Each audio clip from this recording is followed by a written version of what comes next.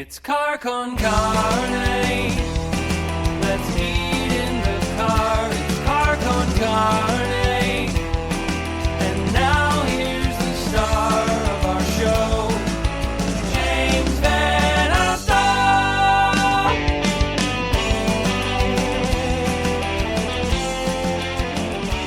And welcome back to Car Con Carne. I'm James VanOsdol.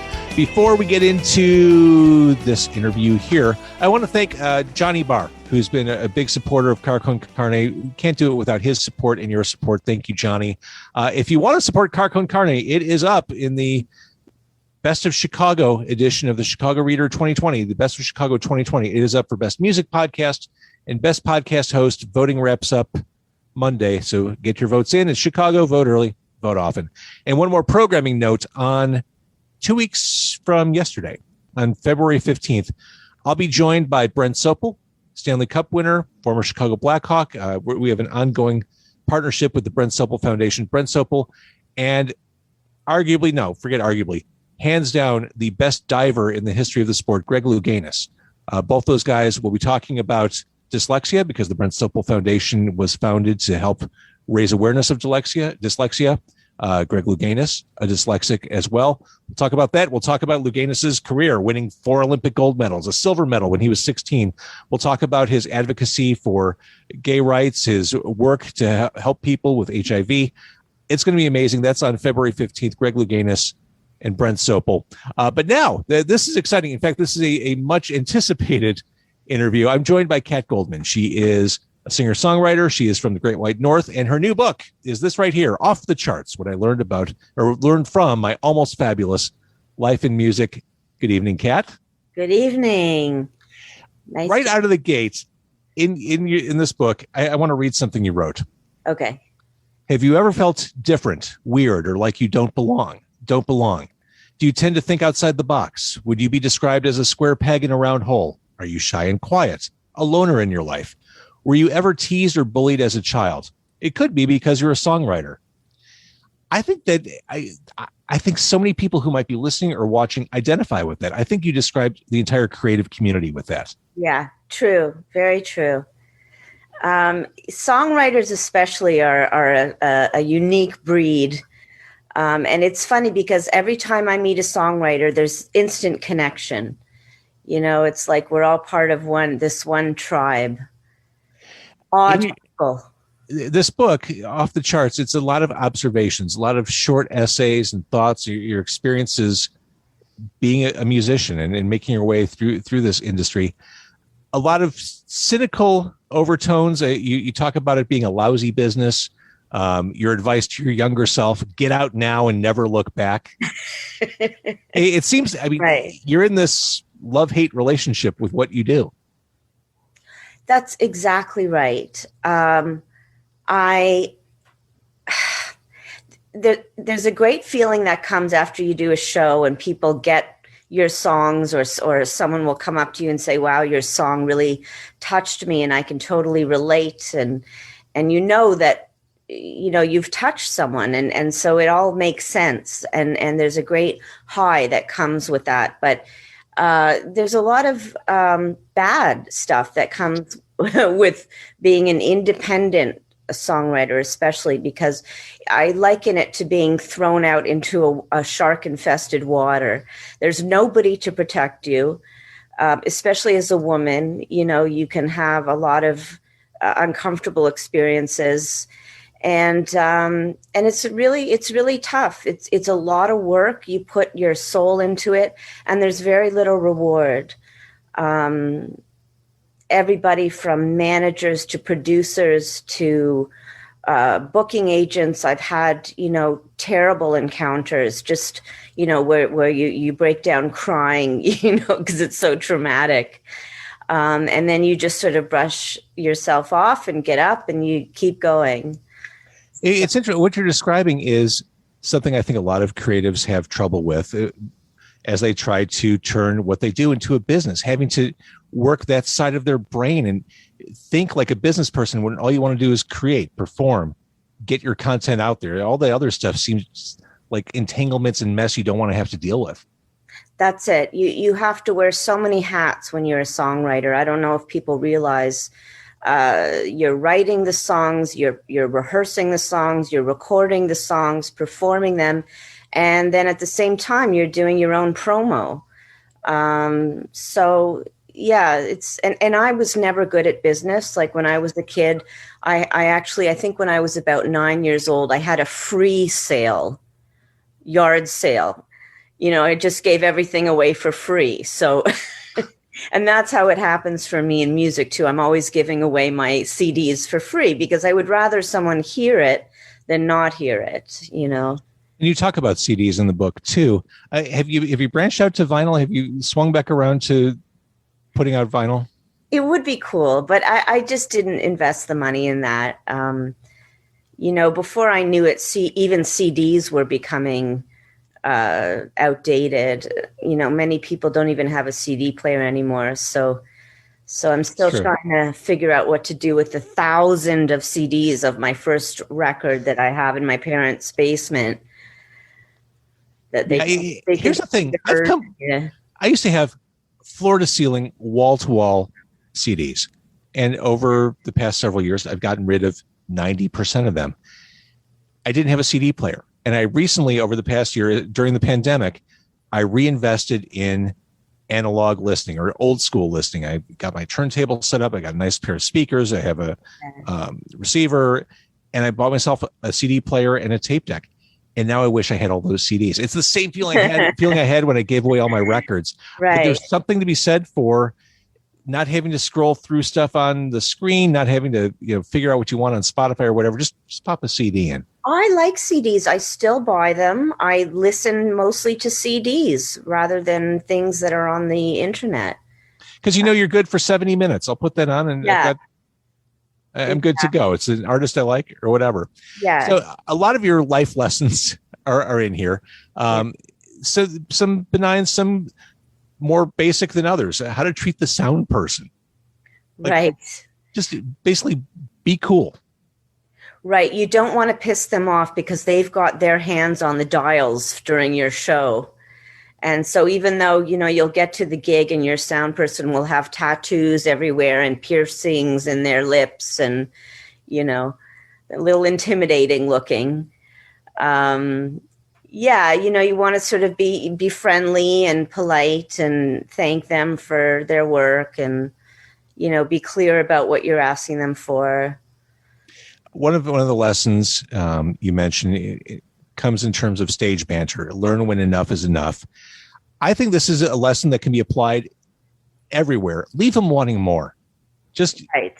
It's funny. I did a podcast interview just before you came on tonight, and the person who I interviewed, who's a great interviewee, I've had him on a bunch of times. We talked after we stopped recording. He's like, "Oh, we could have talked for hours about some of that stuff." I said, "I'm glad we didn't." Like to your point in this book, know when to take your exit or know when to move on to the next thing. Right. You don't want to go too long with your banter because, the guy in the front row might start snoring and people get fidgety. Or worse, you start seeing people doing this.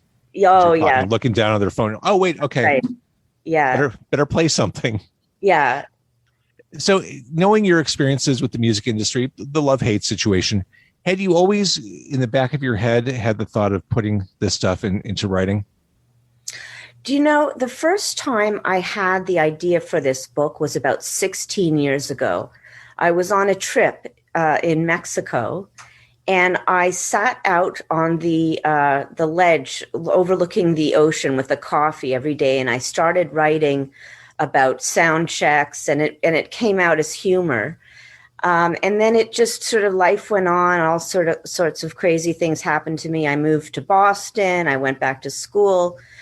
And when I finished my fourth album, The Working Man's Blues, 4 years ago, I released it, did a concert, put it out, and then I crashed so hard. I fell into such a bad depression that when I went to order a coffee at Starbucks and the barista would say, "So how are you doing today?" I would just break into tears, Didn't know what to do with my life, was completely lost. And then a fan of my music who has a radio website up here in Canada, Blues and Roots Radio, said to me, would you ever consider writing a blog for our website about your experiences as a songwriter? And something just clicked right away. And I went back to that earlier writing, and I started to write blogs every week. And it turned out that each blog was a funny chapter about one aspect of what it's like to be a songwriter working in the music business. And I called it The Disgruntled Songwriter. That was the blog. And it was very well received. And when I had enough blogs, I thought, geez, I should turn this into a book.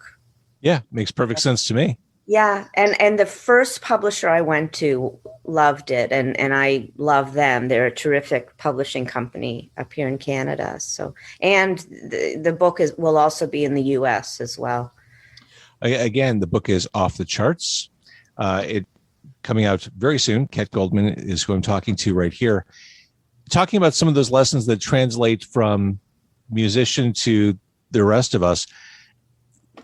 Dare to be different. Just be you. How's that for a good takeaway? Because image is so emphasized in the music business. Just don't overthink it. Just be who you are. Be who you are. I'm still trying to find my look. I've tried a number of different outfits over the years. No, it's very important to be you, and as a songwriter, to be authentic when you're writing the songs as well, because I think people pick up on superficiality. You know, I think they know when you've written something very heartfelt and it touches them. Well, like Annabelle, which you wrote, that connected because it was an honest, it was an emotional song. And you make the point, when you sit down and try to write a hit, that's about the surest way to not actually do it. Exactly. They often come very mysteriously, the hits. I mean, some songwriters, I'm sure, in Nashville sit around a table and say, okay, today we're going to write a hit. You know, that's never been the case for me. It's never worked that way for me. Yeah, you can't force. It's like working under a deadline. I need you to create X, Y, and Z by 5 p.m. Instant paralysis. When you're allowed to just kind of explore and let that stuff come, that's how it tends to really bear fruit. A little disconnect between real life and your book. I saw a video of you in Toronto busking with a nylon string guitar. Yeah. In your book, in this book, Kat, you say that busking is the bottom of the venue barrel. Right. Well, the video, we just put it out as a joke, actually, to show. The question was, what's a songwriter to do in COVID, you know, and then it cuts to me busking, you know, for $1, like out in the freezing cold. Busking is never fun. I mean, I guess some people enjoy it, but in Toronto, it's funny, busking is really frowned upon. Whereas when I lived in Boston and you'd see all the buskers in Harvard Square, it was sort of more of a respectable sort of thing. Many were, you know, some of the, like Martin Sexton was always busking, and the Story, I saw Jonathan Brooke busking in Harvard Square, and so it's different there. It's a different attitude. Yeah. That'd be pretty cool to stumble on one of those for sure. The one time I ever busked in Toronto, this elderly couple came up to me and said, "Are you okay?" And then they gave me a loaf of bread. You know, they were worried about me. People are so polite in Ontario. They are. One thing you mentioned, which totally struck a chord with me, and this is so difficult for musicians, for anyone, I think, again, I'm going to invoke all creatives, schmoozing. It's so unnatural. It's so against this idea of, I just want to create art. And then you got to kind of got to play the game. Yeah. In the book, there's a chapter called How to Schmooze. And, you know, I was sort of joking about the whole thing, but it's true. When you try to schmooze on your own behalf, it really never works. You know, like when you go up to some bigwig and say, gosh, you really should check out my album. It's fabulous. And there's you know, they're going to be rolling their eyes because they don't want to hear it from the artist themselves. Sure. You know? So what I've learned is you really have to have other people talk you up, Mm-hmm. and preferably people who have connections. True enough. Yeah. Again, I like being able to read a book like this, again, off the charts, being able to read a book like this and take some of what's said there and put myself in those situations, think about how these things apply to me. Another thing you talk about, making a mistake. You mentioned this in a couple different places. When you goof up on stage, the bottom line is the audience doesn't know things are going wrong unless you tell them, unless you wave the flag saying, hey, I made a mistake. Right. This idea of not dwelling on that stuff and powering through and just. Yes. And often the audience is sort of intrigued when you make a mistake because it shows that you're imperfect.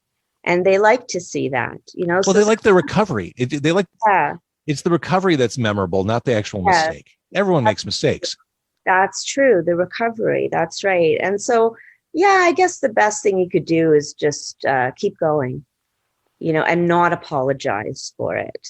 Exactly. Yeah. All right. So here we are in 2021. It's been a year. I didn't even talk about the freak accident in 2003. All right, hang on. Let's talk about that. I mean, you were the victim of a horrible accident. It's something you never could have foreseen. It was the bagel store disaster. You've told the story a million times, I'm sure, but if you can briefly summarize. It's hard to believe. I had started working with a big time manager in New York City who had managed the careers of Sean Colvin and Dar Williams and Suzanne Vega. And he had been having me come down there to do showcases and shows for a couple of years. And I thought, you know what, I'm going to move to New York to see if this will pick my career up a little.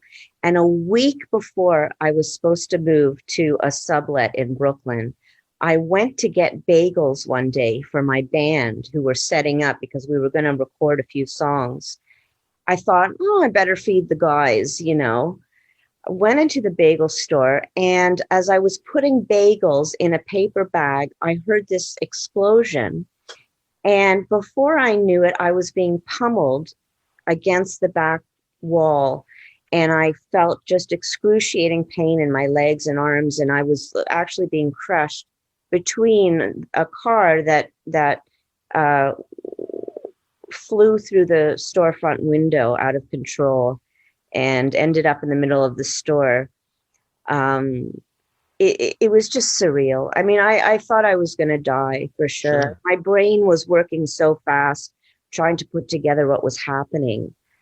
And, you know, a lot of people don't believe this, but as I was standing there being crushed, waiting for the ambulance and fire trucks to come, I actually yelled out to the cashier, could you please make me a bagel with cream cheese and Lux to go?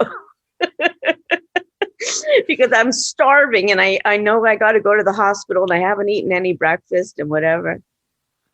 Oh my, what a story. What an awful circumstance. And that put you in 2 years of recovery, sent you into I never depression. made it to New York. Yeah, I never made it to New York.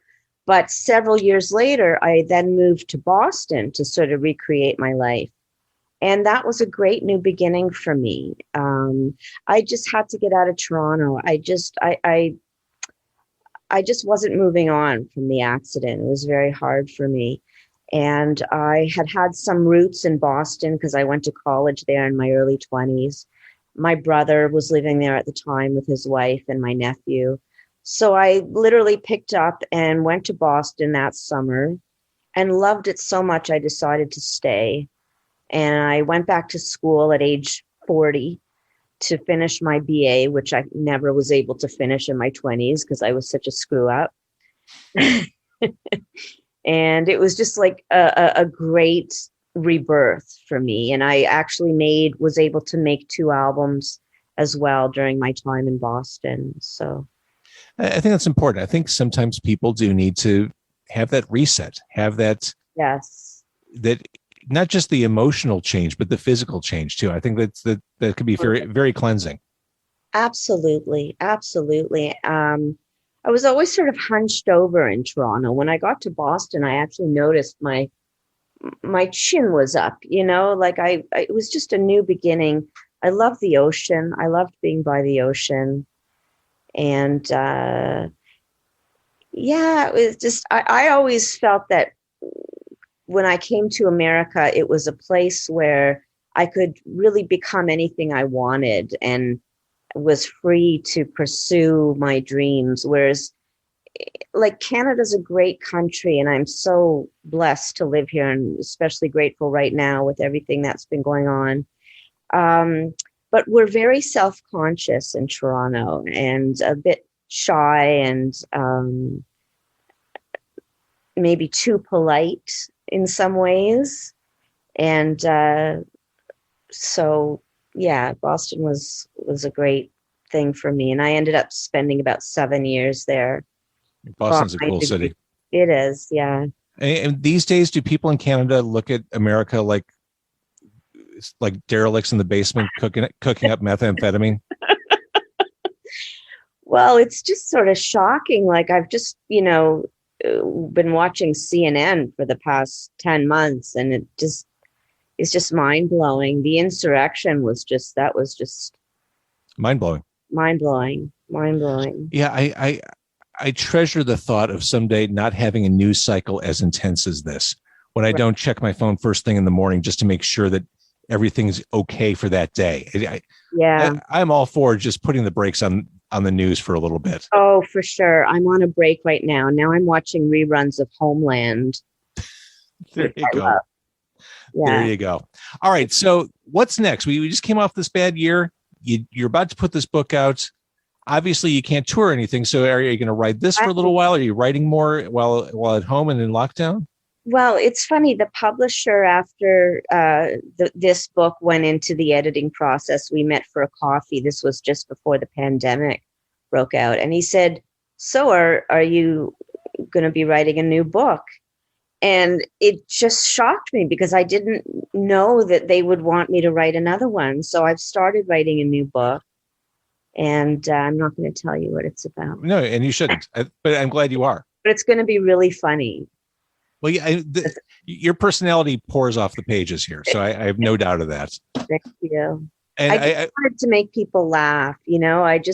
That's all I wanted to do was produce some chuckles, and this stuff that you see in the music industry, you can't make it up. I mean, it's and you have to look at the humor in it, because otherwise it's just too devastating, all the rejection and, It is. Well, it's funny. We started this interview and you talked about how rough and how shark-like the independent music scene is. And all I could think is, oh my gosh, on the major label side, you talk about predatory and diabolical. I mean, it does, the grass is not greener on that side of it either.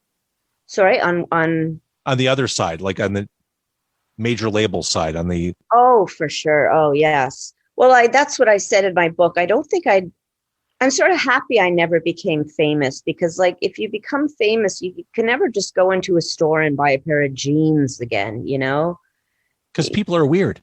I know. Like I'd rather be anonymous than, I support this. All right. Nice job on the book. Kat Goldman, thank you for doing this. This is what the book likes. You can order it wherever. It is fun read. It's a read. I mean, the second you get it, you'll finish it before you go to bed. Off the charts. What I learned from my almost fabulous life in music. I appreciate you doing this tonight. Thank you for checking in from much, James. Thanks for having me.